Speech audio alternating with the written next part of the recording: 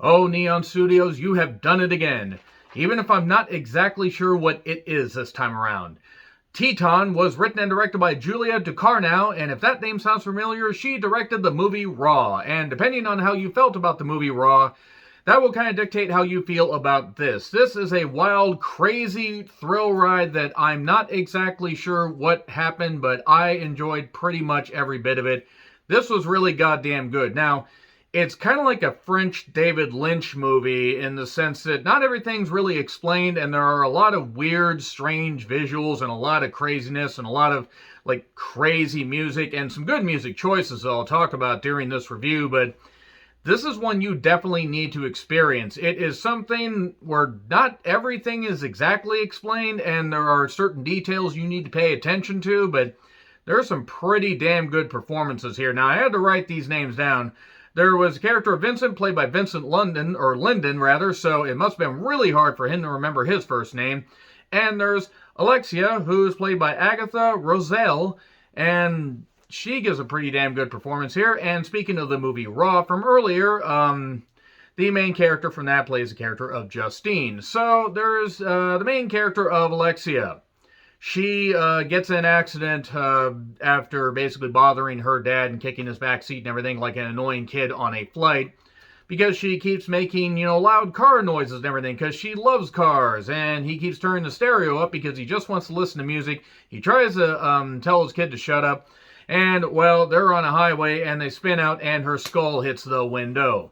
So then she has to get a plate put in the side of her head, basically to keep her brain in there. And she has all her motor functions and everything, but, well, there's a little bit of discussion. We're not exactly sure, what the long-term effects could be, but she will be able to have her usual functions and everything. It'll be good. And then flash forward a number of years later, and Alexia is kind of a bit of a local celebrity, dancing on cars and loving cars a little bit too much. And holy shit, there's within 10 minutes we get, as Troy McClure would put, hardcore nudity, which there's nothing wrong with that, actually. But then we just get, we get more nudity sprinkled throughout the movie, and it is definitely an exploitation movie that is lavish with great visuals and great color and a lot of violence.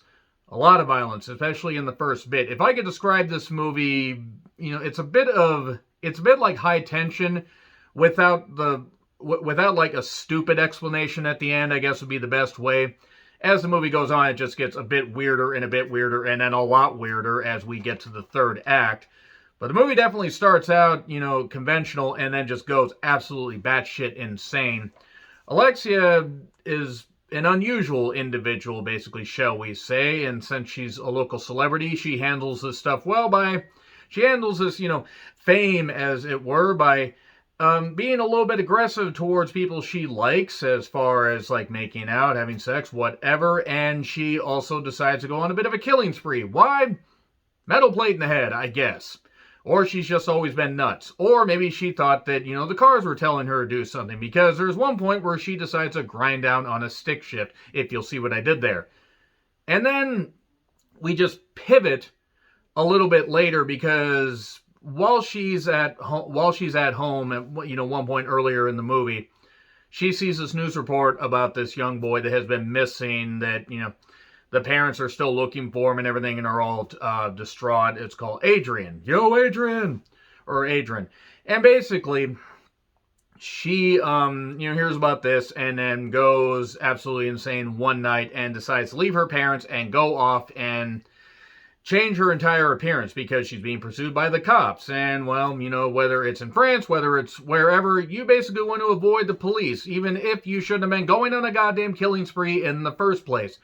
So she changes her appearance, cuts her hair, shaves her eyebrows, busts her nose.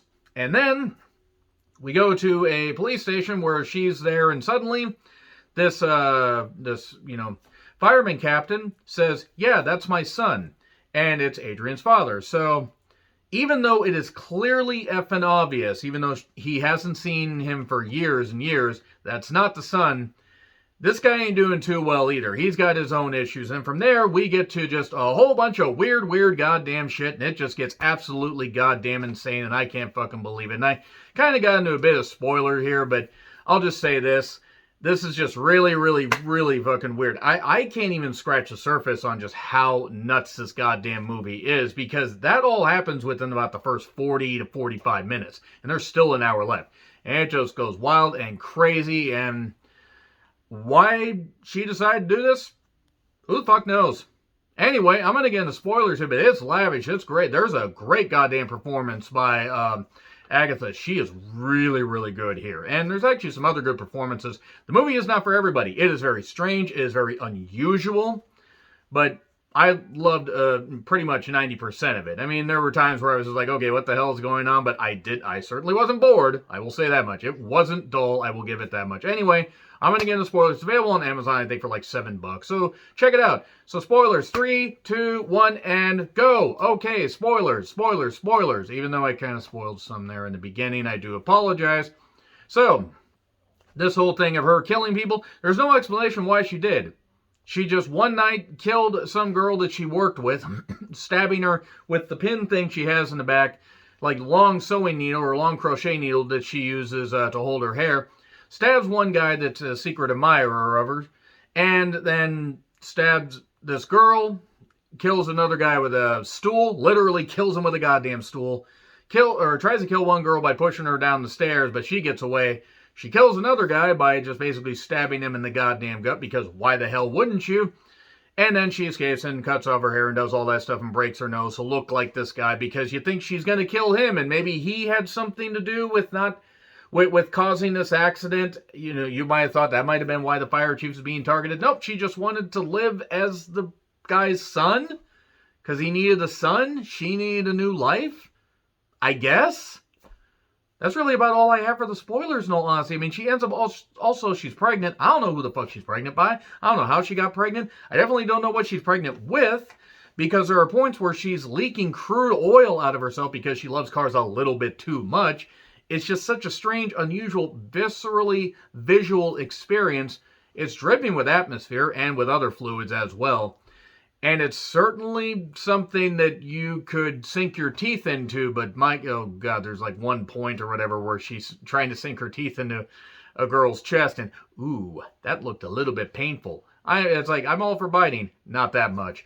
But there was just a lot of great stuff here, even if, again, I'm not totally sure what happened. So, obviously, she keeps up this facade. This one guy who's a paramedic and a fire chief, or a fireman, knows that she's not the son. And then near the end, after they do these dances and stuff like that, Vincent even says, I don't care if you're not my son. The mother had talked to, his ex-wife had talked to him and said, I don't care if I know who you are. Or I know that you're not the son, and I don't care. Take care of him, because this guy also injects steroids into himself. A lot of steroids. My God, he injects a lot of steroids. It's unhealthy amounts. He's got marks all over. It's insane. She's also got marks all over because she tried to tape herself up to keep this facade, even though she's pregnant at this point. And even though she's leaking crude oil, she ends up giving birth to a kid that I guess is now the son that he lost years before? Maybe? I'm honestly not sure what the fuck happened. But I know that I loved quite a bit of this movie, so I'm giving it an A-. It's not perfect by any means, but Miss Julia, she might end up being one of my favorite directors. I need to revisit Raw and then review that. But anyway, that's really all I got. Let me know your thoughts in the comments. Like, share, subscribe, Twitter handle in the description. I'm John Ritlin. I'll see you soon.